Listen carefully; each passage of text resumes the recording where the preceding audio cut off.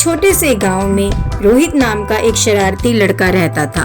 वह बहुत होशियार और चतुर था, लेकिन उसमें एक बुरी आदत थी। दूसरों का मजाक उड़ाना उसे बहुत पसंद था। जब भी कोई गलती करता या कुछ अजीब व्यवहार करता, रोहित जोर जोर से हंसता, उन पर उंगली उठाता और कभी कभी मजेदार नाम रखकर उन्हें चिढ़ाता। एक दिन स्कूल जाते समय रोहित ने देखा कि गोपाल, एक बुरा आदमी, अपनी पीठ पर लकड़ियों का भारी गट्ठर लिए जा रहा था।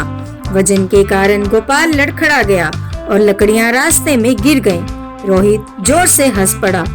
देखो, ये ठीक से चल भी नहीं सकते, वह चिल्लाया। दूसरे बच्चे भी हंसने लगे। गोपाल ने चुपचाप लकड़ियां उठाई, लेकिन वह भीतर से आहत थे।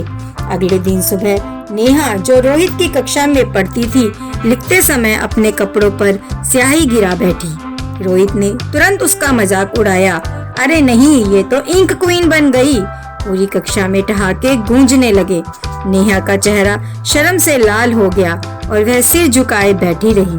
उसने दिन भर किसी से बात नहीं की। कुछ दिन बाद रोहित नदी के किनारे खेल रहा था। उसने सबको दिखाने के लिए एक ऊंचे पेड़ पर चढ़ने का सोचा। जब वह एक ऊंची शाखा पर पहुंचा तो वह टूट गई और रोहित धड़ाम से कीचड़ भरे गड्ढे में जा गिरा। उसके कपड़े गीले हो गए और चेहरा कीचड़ से भर गया। वहां से गुजर रहे बच्चों के एक समूह ने यह देखा और हंसते हुए चिल्लाए, देखो, कीचड़ का राक्षस।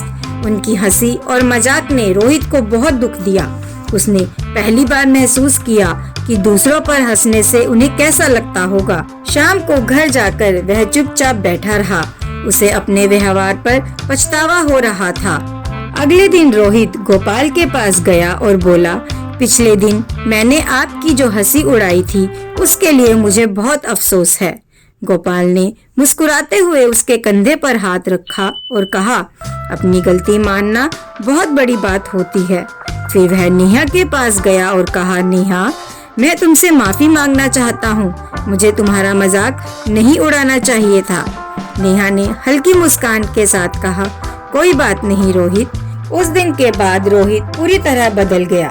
अब वह दूसरों का मजाक नहीं उड़ाता, बल्कि उनकी हिम्मत बढ़ाता।